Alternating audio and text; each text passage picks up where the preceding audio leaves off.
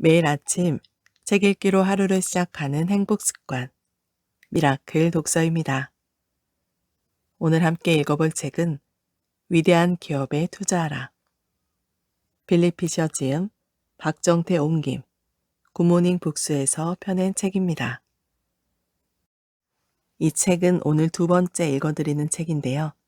첫 번째에서는 서문과 어떤 주식을 살 것인가에 대해서 읽어보았고, 오늘은 투자자가 저지르지 말아야 할 5가지 잘못에 대해서 읽어보도록 하겠습니다. 투자자가 저지르지 말아야 할 5가지 잘못. 1. 선전하는 기업의 주식을 매수하지 말라.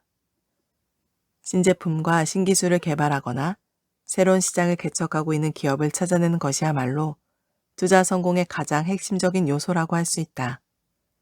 이제 막 창업했거나 본격적인 사업 활동을 시작하려는 기업들은 대개 이런 요소를 갖추고 있다. 이런 기업들 대부분은 눈길을 끄는 새로운 발명과 함께 출범한다. 또 성장 잠재력이 무궁무진한 첨단 기술 분야에 속해 있는 기업들이 많다. 새로운 지하 자원이나 자연 자원의 탐사를 목적으로 설립된 기업들도 있다. 이런 분야도 탐사 작업이 성공하기만 하면 그 보상은 엄청나다. 이런 이유 덕분에 출범한 지 얼마 되지 않은 신생 기업은 아직 영업이익을 내지 못하고 있더라도 언뜻 보기에 투자 가치가 대단한 것처럼 보일 수 있다. 이런 기업들에 대한 관심을 더욱 부추기는 또 하나의 주장이 있다. 이런 기업이 주식시장에 처음으로 상장될 때 주식을 매수하게 되면 가장 낮은 가격으로 들어갈 수 있다는 주장이다. 성공을 거둔 기업들의 주가는 맨 처음 주식시장에 상장됐을 때보다 몇 배나 올랐다. 그렇다면 굳이 이런 기업의 주가가 오를 때까지 머뭇거리다가 다른 사람들이 주가 상승에 따른 이익을 다 챙겨가도록 기다릴 필요가 있을까? 오히려 앞서 살펴봤던 것처럼 위대한 기업을 찾아내기 위한 질문과 조사의 방법을 이미 설립된 지 오래된 기업이 아니라 이제 비로소 사람의 입에 오르내리고 있는 신생 기업을 대상으로 하는 게 좋지 않을까?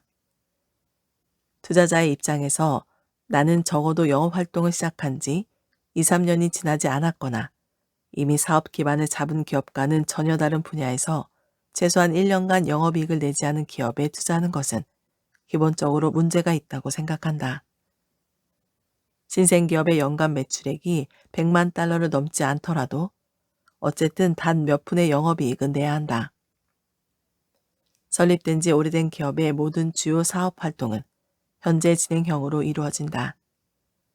투자자는 이런 기업의 제품을 잘 알고 있고 매출액과 매출 원가, 경영진의 능력 등 사업 활동의 다양한 측면들을 모두 파악할 수 있다. 잘 알려진 기업을 투자 대상으로 고려할 경우 아마도 더욱 중요한 것은 이 기업의 강점과 약점에 대해 정기적으로 분석하고 있는 검증된 전문가의 의견을 구할 수 있다는 점이다. 이와는 반대로 이제 비로소 증권가에서 선전을 시작한 기업의 경우에는 어떤 투자자들이건 할 수 있는 일이라고는 기업이 제공한 청사진을 들여다보며 문제점은 무엇인지 또 강점은 무엇인지를 추측하는 정도일 것이다. 이것은 사실 매우 어려운 일이다. 정확한 판단을 내리기까지 숱한 시행착오를 겪을 가능성이 높다. 실제로 투자자의 능력이 제 아무리 출중하다고 해도 정말로 뛰어난 기업을 고르는데 평균 타율 정도를 기록하기란 불가능하다. 심지어 이미 기반을 확실히 다져놓은 기업들로 투자 대상을 한정한다고 해도 그렇다. 증권가에서 이제 막 선전을 시작한 신생 기업들은 거의 대부분 한두 명의 핵심 인물이 이끌어가는데 이들은 특정한 사업 국면에서는 아주 탁월한 재능을 갖고 있지만 사업 활동에 필요한 다른 능력은 결여돼 있는 경우가 많다. 가령 영업에는 타고났지만 다른 비즈니스 분야는 전혀 모르는 시기다. 발명가나 엔지니어가 창업한 경우는 이보다 더 자주 발견된다. 이들은 최고의 제품을 만들 수는 있어도 마케팅이나 제조 활동에 필요한 현장 기술은 전혀 의식하지 않는다. 이처럼 기본적인 비즈니스 역량마저 결여돼 있는 조직을 이끌어가는 개인이 이제 막 창업한 기업에는 절대 투자해서는 안 된다. 이런 기업은 투자하기에 앞서 우선 역량 있는 인물을 어디서 구할 수 있는지 생각해 보는 게 좋다. 이러한 이유로 인해 나는 처음 볼 때 아무리 구미가 당긴다고 하더라도 화려한 선전 문구로 무장한 신생 기업의 자금 조달은 특별한 목적을 갖고 있는 투자 집단에게 맡겨두어야 한다고 생각한다. 벤처 캐피털과 같은 투자 집단은 젊은 기업이 사업 활동을 진행할 때 나타나는 약점을 보완해 줄 수 있는 역량 있는 경영진을 보유하고 있다. 이렇게 능력 있는 경영진을 보충해 줄 수 있고 또 젊은 기업의 창업자에게 이런 도움이 왜 필요한지를 납득시킬 수 있는 특별한 투자 집단이 아니라면 솔깃한 선전에 현혹되지 말고 이미 사업 기반을 확실히 잡은 기업들 가운데 투자 대상을 찾아야 한다. 설립한 지 오래된 기업들 중에도 투자 기회는 얼마든지 있다. 평범한 개인 투자자라면 제 아무리 화려하고 매력적인 수식어로 치장했다고 해도 이제 막 선전하기 시작하는 기업에는 투자하지 않는다는 원칙을 가져야 한다. 2. 훌륭한 주식인데 단지 장외시장에서 거래된다고 해서 무시해서는 안 된다. 공식적인 증권거래소에 상장된 주식에 비해 비상장 주식이 덜 매력적으로 보이는 이유는 아마도 시장성이 떨어지기 때문일 것이다. 시장성의 중요함에 대해서는 누구나 알고 있을 것이다. 반드시 그런 것은 아니지만 주식을 살 때는 나중에 팔 수 있는 종목으로 한정해야 한다. 그래야 경제적인 이유건 개인적인 이유건 현금화할 필요가 있는 경우 팔 수 있기 때문이다. 그러나 투자자들은 마음속으로 이런 점과 연관지어 무엇이 정말 안전한 것이며 무엇이 불안한 것인가에 대해 다소 혼동하고 있는 것 같다. 그래서 공식적인 증권거래소에 상장돼 있지 않은 주식은 무조건 불안하게 느끼는 혼란을 겪게 되는 것이다. 이런 주식은 대개 장외시장에서 거래되는 주식이라고 부른다. 장외시장 거래인들은 철저한 감독을 통해 소속돼 있는 주식 영업인들에게 주식 판매를 위임하고 이들은 투자 자문가와 유사하게 활동한다. 이들이 제공하는 서비스는 충분히 비용을 지불할 만하다. 그러나 좀 더 노련한 투자자라면 이런 시스템으로부터 얻는 이익은 단순히 주식을 싸게 매수할 수 있다는 데 그치지 않는다. 이런 시스템 덕분에 자신이 매수하려고 하는 비상장 주식의 유동성과 시장성이 늘어난다는 게 가장 큰 이점이다. 장외시장 거래인들은 비상장 주식을 이렇게 거래하며 상당히 큰 영업이익을 거둘 수 있고 그래서 수많은 장외시장 거래인들은 늘 비상장 주식을 거래할 수 있도록 일정 규모의 주식 재고를 보유하게 되는 것이다. 이들은 또 자금 여유가 있을 때면 추가적으로 몇천 주 정도의 주식은 얼마든지 매수할 수 있다. 장외시장에서 거래되는 주식 역시 투자자들이 지켜야 할 원칙은 증권거래소에서 상장된 주식과 전혀 다르지 않다. 우선 올바른 주식을 선택해야 한다. 그 다음에 능력 있고 양심적인 중개인을 골라야 한다. 투자자가 이런 두 가지 일을 모두 확실하게 처리했다면 증권거래소가 아니라 장외시장에서 거래되는 주식이라고 해도 매수하기를 두려워할 필요는 전혀 없다. 3. 사업 보고서의 표현이 마음에 든다고 해서 주식을 매수하지 말라. 왜 다른 주식이 아닌 그 주식을 사게 됐는지 늘 신중하게 분석해보는 투자자들은 별로 없다. 만약 그렇게 하는 투자자라면 기업이 매년 발표하는 사업 보고서의 문구나 형식에 왜 그렇게 큰 영향을 받는지 생각해보면 놀라울 것이다. 사업 보고서에 나와 있는 표현들은 회계 감사를 받은 재무제표가 일정 기간의 사업 실적을 보여주듯이 경영진의 철학과 정책, 목표 등을 매우 정확하게 반영하는 것일 수 있다. 그러나 한편으로 사업 보고서에는 해당 기업에 대한 일반인들의 호감을 사기 위해 단순한 홍보 이상의 기술이 배어 있다. 사실 사업 보고서에 나와 있는 문구를 사장이 실제로 썼는지 혹은 홍보 담당자가 대신 쓰고 사장은 서명만 한 것인지는 알 수 없다. 멋진 사진과 화려한 색상의 차트로 사업 보고서를 치장했다고 해서 이 회사가 열정을 갖고 협력하며 일하는 뛰어난 경영진을 갖고 있다는 것은 아니다. 사업 보고서에 나와 있는 문구나 표현에 현혹돼 그 회사의 주식을 매수하는 것은 광고판에 적혀 있는 선전 문구에 반해 그 제품을 사는 것이나 마찬가지다. 광고 내용처럼 그 제품이 좋을 수도 있다. 하지만 그렇지 않을 수도 있다. 가격이 얼마 되지 않는 제품의 경우 광고 내용처럼 실제로 근사한 물건인지 확인하기 위해 이런 식으로 샀다면 이해가 된다. 하지만 주식의 경우에는 이런 식으로 충동 구매를 할 수 있는 여유를 가진 투자자는 거의 없다. 요즘 사업 보고서는 주주들에게 호감을 살 수 있도록 작성되는 게 일반적이다. 따라서 사업 보고서의 문구 이면에 숨어있는 의미를 파악하는 게 중요하다. 기업의 여러 판매 수단과 마찬가지로 사업 보고서 역시 기업의 최전방 공격수 역할을 한다. 따라서 사업 보고서는 절대 그 기업의 진정한 문제점과 어려움을 균형된 시각으로 솔직하게 털어놓지 않는다. 대개는 너무나 낙관적이다. 그렇다면, 즉, 투자자들이 사업 보고서의 표현에 긍정적인 느낌을 받았더라도 이로 인해 곧장 행동에 나서지 말아야 한다면 그 반대는 어떨까? 부정적인 느낌을 받았다면 곧장 행동에 나서도 괜찮은가? 대개는 그렇지 않다. 다시 말하지만 이렇게 행동하는 것은 상자 안에 들어있는 내용물을 단순히 겉으로 드러난 포장지만 보고 판단하는 것이나 마찬가지다. 그러나 여기에는 한 가지 예외가 있다. 투자자들에게 정말로 중요한 문제에 관한 적절한 정보를 사업보고서에서 제공하지 않는 기업이다. 이런 식으로 사업보고서를 작성하는 기업은 성공적인 투자 대상이 될 자격이 전혀 없다고 봐도 될 것이다. 4. 순이익에 비해 주가가 높아 보인다고 해서 반드시 앞으로의 추가적인 순이익 성장이 이미 주가에 반영됐다고 속단하지 말라. 여기서 중요한 점은 해당 기업의 본질이 무엇인지 철저히 이해한다는 것이다. 특히 향후 몇 년 동안 기대할 수 있는 것이 무엇인지 분명히 파악해야 한다. 순이익의 급증이 예상되지만 그것이 일관성에 그치는 것이라든가 해당 기업이 본질적으로 현재의 순이익 성장을 견인하는 신제품의 수명이 다하게 된 뒤 새로운 신제품을 계속 내놓을 회사가 아니라면 문제는 완전히 달라진다. 그렇다면 높은 주가 수익 비율은 미래의 순이익을 할인한 것으로 볼 수 있다. 현재의 순이익 급증세가 끝나버리면 주가는 다시 평범한 기업의 주가 수익 비율 수준으로 돌아갈 것이기 때문이다.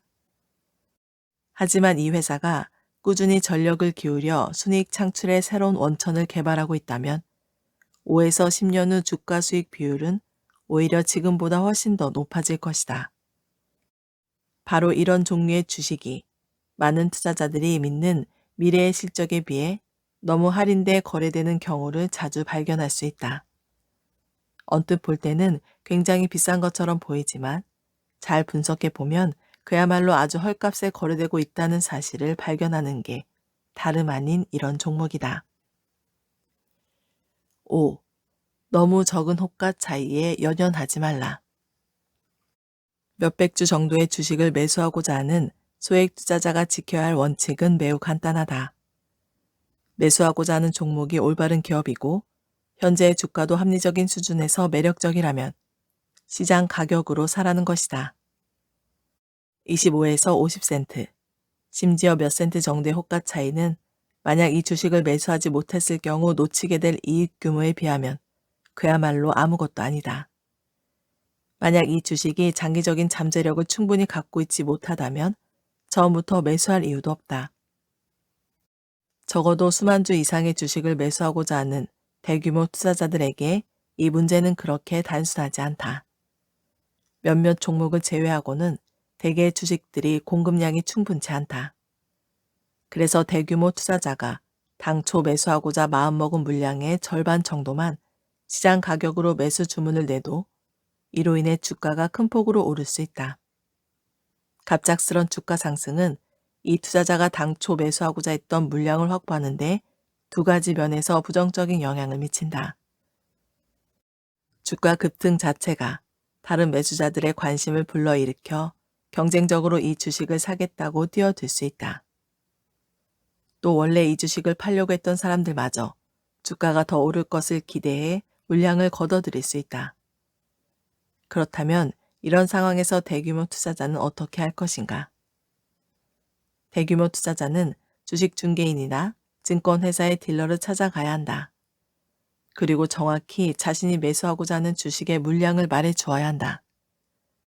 또 주식 중개인에게 가능한 물량의 주식을 확보하되 경쟁적인 매수자가 많이 출현할 경우 매수한 물량 중 일부를 매도할 수 있게 해줘야 한다.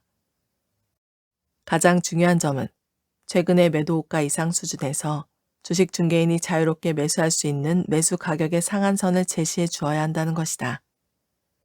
매수 가격의 상한선은 사고자 하는 주식의 매수 규모와 그동안의 주가 움직임, 다른 일반 투자자들이 얼마나 보유하고 있는지, 그리고 매수를 시작하면 주가에 영향을 미치게 될 다른 특별한 요인들은 모두 감안해 주식 중개인이나 증권회사 딜러와 협의한 다음 결정해야 한다. 어떤 투자자들은 이런 일을 처리하는 데 충분한 판단력과 식견을 갖춘 믿을 만한 중개 주식인이나 증권회사 딜러를 알지 못한다고 말할지도 모르겠다. 그렇다면 우선 자신이 믿을 수 있는 주식 중개인이나 딜러를 물색하는 일부터 해야 한다. 그런 일을 정확히 수행하는 것이야말로 주식 중개인이나 증권회사 딜러의 고유 업무이기 때문이다. 투자자가 저지르지 말아야 할 5가지 잘못 추가. 1. 너무 과도하게 분산 투자하지 말라. 분산 투자만큼 모두가 수긍하며 널리 받아들이는 투자 원칙도 없을 것이다. 실제로 그렇다면 일반 투자자들이 분산 투자를 제대로 하지 않아 불이익을 받는 경우는 거의 없을 것이다. 갖고 있는 계란을 전부 한 바구니에 담은 투자자에게 벌어질 수 있는 끔찍한 일은 늘 너무나도 섬뜩하게 다가왔다. 그러나 또 한편의 극단에 있는 이 원칙의 부정적인 측면에 대해 충분히 생각하는 사람은 거의 없다. 갖고 있는 계란을 너무 많은 바구니에 담은 바람에 많은 계란들이 그리 매력적이지 않은 바구니에 담겨지는 불이익이다. 또 너무 많은 바구니에 계란을 담다 보면 모든 바구니를 세심하게 관리하기가 사실상 불가능해진다. 가령 몇십만 달러 정도의 주식 투자 자금을 굴리는 투자자 가운데 상당수가 25개 이상의 종목을 보유하고 있다는 사실은 놀라울 정도다. 단지 이들이 25개 이상의 많은 종목을 보유하고 있다는 게 놀랍다는 말이 아니다. 정말로 놀라운 사실은 대부분의 경우 이들이 보유하고 있는 종목 가운데 극히 일부만이 투자자 자신이나 투자 자문가가 기업 내용에 대해 잘 알고 있는 매력적인 주식이라는 점이다. 투자자들은 분산 투자의 원칙에 너무 집착해 한 바구니에 많은 계란을 담아서는 안 된다는 점을 과도할 정도로 두려워한다.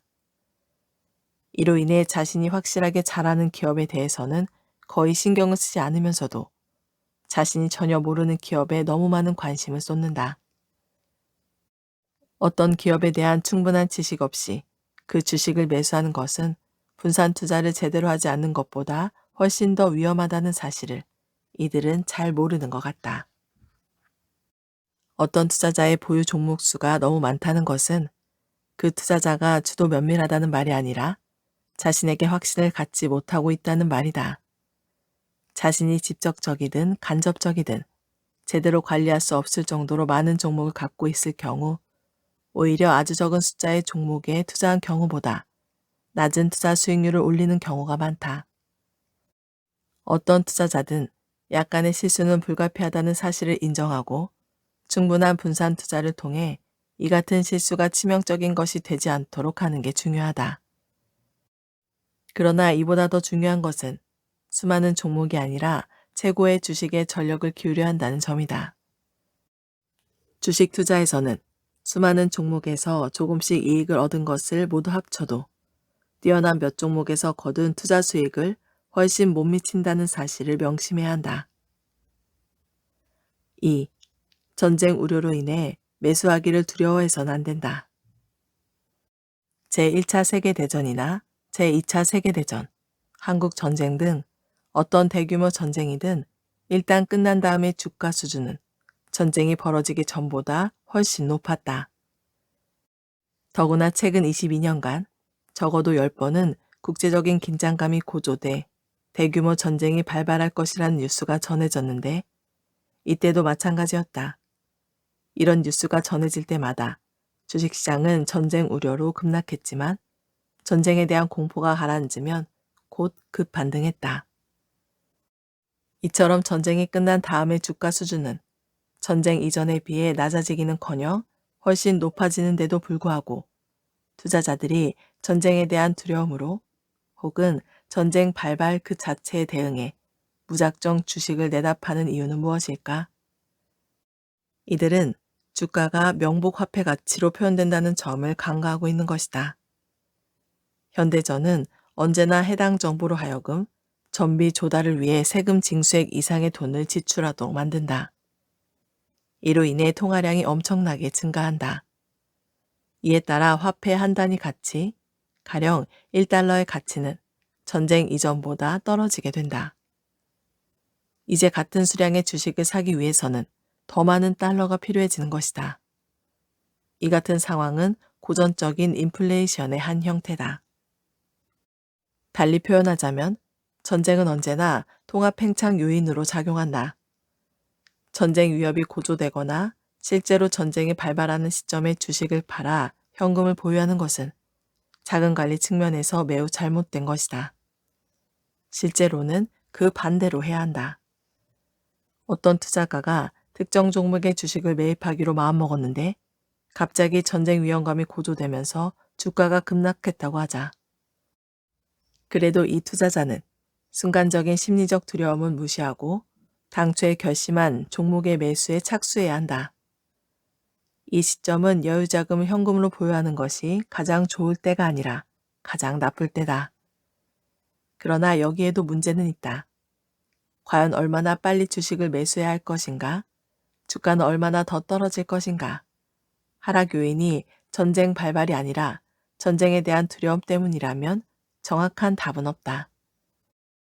일촉즉발의 전쟁 위기감이 고조되고 있다면 주가는 당분간 계속 하락할 것이고 아마도 하락폭은 깊을 것이다. 따라서 주식을 매수하되 천천히 그리고 전쟁에 대한 공포를 확인해 가면서 분할 매수해야 한다. 실제로 전쟁이 터지게 되면 매수 속도를 급히 당겨야 한다. 전쟁이 터지거나 전쟁 우려가 고조됐을 때 주식을 사야 하는 이유는 전쟁 그 자체가 주주들에게 이익이 되어서가 아니다. 그것은 화폐 가치가 떨어지고 이로 인해 화폐 단위로 표시되는 주가는 당연히 오를 것이기 때문이다. 3. 관련 없는 통계 수치들은 무시하라. 주식을 매수할 것인지의 여부를 결정할 때 과거의 순이익이나 주가는 완전히 무시해야만 한다는 말인가? 그렇지 않다. 통계 수치를 과다할 정도로 중시할 경우 위험해질 수 있다는 것이다. 통계 수치는 주식이 얼마나 매력적인가를 결정하는 데 주된 요인으로서가 아니라 특별한 목적을 위해 보조적인 수단으로만 활용될 때 도움을 줄 수 있다. 가령 어떤 주식의 과거 주가 수익 비율을 살펴보면 이 종목이 경기에 얼마나 민감한지 알아낼 수 있고 이 기업의 순이익이 다양한 경기 변동 국면에서 어떻게 변화할지 윤곽을 잡을 수 있다. 더욱 중요한 것은 과거의 주가 수준과 주당 순이익을 비교해 봄으로써 과거의 주가 수익 비율이 실제로 어느 정도였는지를 정확하게 판단할 수 있다는 점이다. 이것은 미래의 주가 수익 비율을 예상하는 출발점이 될 수 있다. 그러나 다시 강조하지만 현재의 주가를 결정하는 것은 과거의 주가 수익 비율이 아니라 미래의 주가 수익 비율이라는 점을 명심해야 한다. 가령 어떤 주식이 지난 몇 년 동안 8배의 주가 수익 비율로 거래됐다고 하자. 그러나 지금은 경영진이 바뀌고 연구개발 부서가 확실하게 자리 잡는 등 회사의 기본적인 상황이 변해 8배가 아니라 15배의 주가 수익 비율로 거래될 수 있다.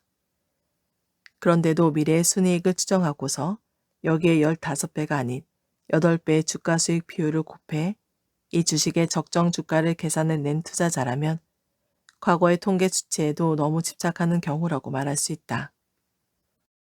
나는 이 같은 오류를 설명하면서 관련 없는 통계 수치들은 무시하라 라고 이름을 붙였다. 이 말은 중요하지 않는 것들에 현혹되지 말라는 뜻으로 해석할 수 있을 것이다. 과거의 순이익 수치들, 특히 지난 몇 년 동안의 주당 순이익 범위 같은 통계 수치는 현재 주가를 결정하는 데 아무런 관련도 없는 경우가 훨씬 많다. 4. 진정한 성장주를 매수할 때는 주가뿐만 아니라 시점도 정확해야 한다. 주변에서 자주 발견할 수 있는 투자 사례를 한 가지 소개하겠다. 어떤 기업의 내용을 살펴보니 우리의 15가지 포인트에 따라 설정한 기준에 훌륭할 정도로 부합했다.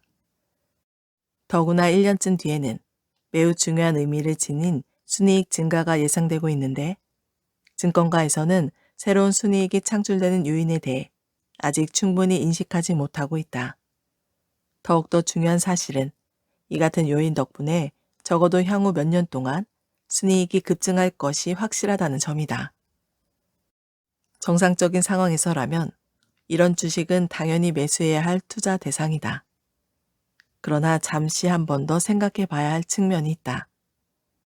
실은 최근 몇 년 동안 다른 벤처 기업들이 잇따라 성공하면서 이 기업 역시 주목받게 된 것인데 만약 이런 새로운 분위기나 영향이 아니었다면 이 기업의 주가는 지금처럼 32달러가 아니라 20달러 언저리에 머무르고 있을 것이다.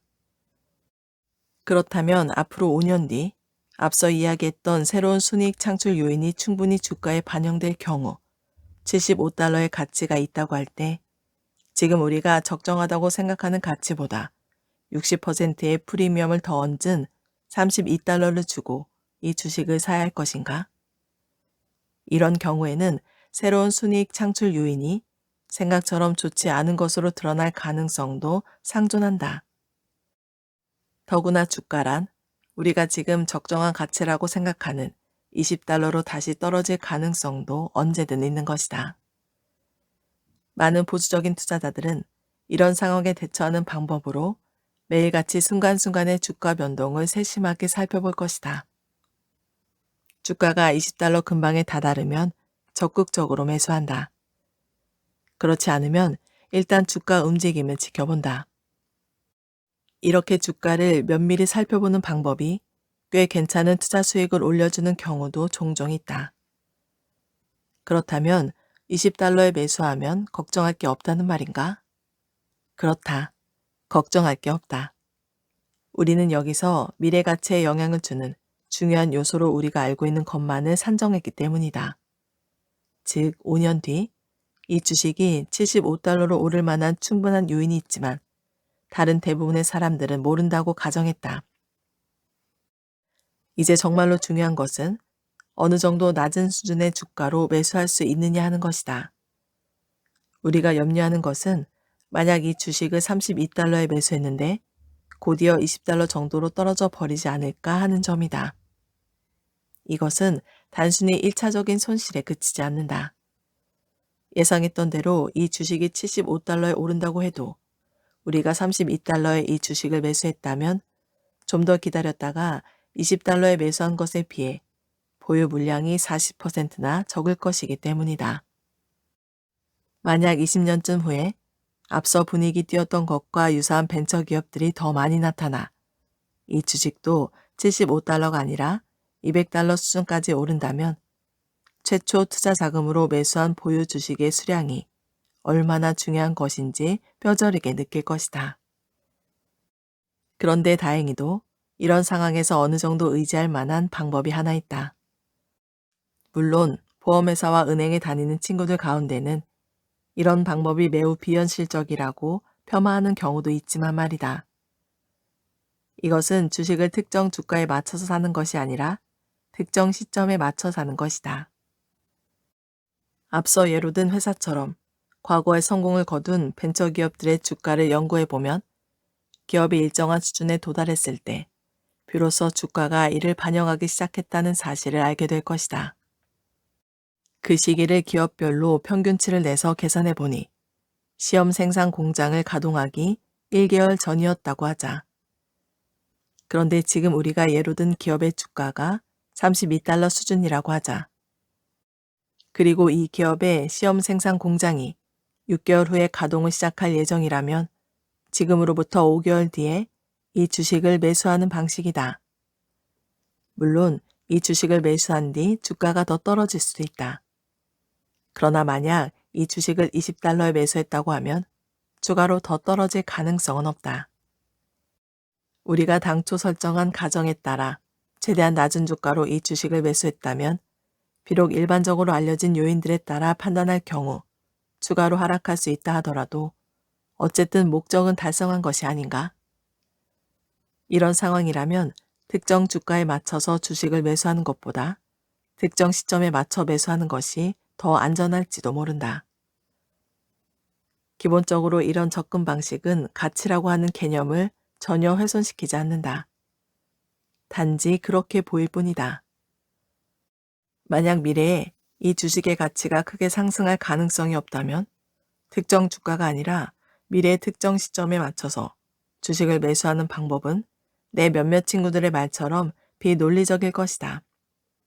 하지만 이런 가치 상승이 나타날 가능성이 매우 크다면 얼마에 이 주식을 사느냐보다는 언제 이 주식을 사느냐 하는 게 더 중요할 수 있다. 그래야만 앞으로 극적인 강세장을 이어갈 성장주를 최대한 낮은 주가 수준에 매수할 수 있을 것이기 때문이다. 성장주가 아닌 어떤 주식을 매수하더라도 이런 방식을 써볼 필요가 있다. 5. 군중을 따라가지 말라. 투자의 세계에서 일시적인 유행이나 사실에 대한 잘못된 해석은 몇 달, 심지어 몇 년씩 이어질 수 있다. 그러나 장기적으로 실상이 드러나게 되면 환상이 깨지는 데 그치는 것이 아니라 환상에 사로잡혔던 주식이 반대 방향의 극단으로 치닫는 경우를 종종 발견할 수 있다. 대다수 군중들의 의견을 꿰뚫어 보고 현재의 진실이 무엇인지를 찾아낼 수 있는 능력을 갖추고 있다면 주식 투자 분야에서 엄청난 성과를 얻을 수 있을 것이다. 그러나 말처럼 쉽지는 않다. 우리가 만나고 함께 이야기를 나누는 사람들의 종합적인 의견이란 워낙 우리 마음속에 강력한 영향을 미치기 때문이다. 다만 우리 모두가 깨달을 수 있고 또 군중을 따르지 않도록 도와줄 수 있는 것이 한 가지 있다. 금융시장에서는 펀더멘탈 측면에서 상황이 변하는 것을 늦게 인식하는 게 일반적이다. 다만 그 변화의 중심에 유명 인사가 있거나 큰 사건과 함께 그런 변화가 일어났다면 그렇지 않다. 가령 A라는 회사의 주식은 그 기업이 속해 있는 업종이 꽤 괜찮은데도 불구하고 경영진이 형편없다는 이유로 인해 주가가 매우 낮다고 하자. 그런데 많은 사람들에게 알려진 유명 인사가 이 회사의 새로운 사장으로 임명됐다면 A사의 주가는 즉각 여기에 반응할 뿐만 아니라 과잉 반응을 할 가능성이 높다. 이것은 뉴스가 처음 알려졌을 때 흥분이 워낙 커서 기본적인 기업 개선 작업에 상당한 시일이 소요된다는 점을 무시했기 때문일 것이다. 그러나 그동안 잘 알려지지 않았던 최고 경영자를 소위 유명한 최고 경영자로 교체한 뒤에도 몇 개월 혹은 몇 년 동안은 여전히 재무 상태가 좋지 않을 수도 있고 그 결과 주가 수익 비율도 다시 낮아질 수도 있다. 갑작스런 증권가의 호들갑으로 인해 주가가 급등하기 이전에 이런 상황을 미리 정확하게 인식하는 것은 아마추어 투자가들이 군중을 따르기보다는 스스로 생각하는 훈련을 할 수 있는 가장 간단하면서도 가장 필요한 방법이다. 오늘 미라클 독서는 여기까지 읽도록 하겠습니다. 오늘도 감사합니다.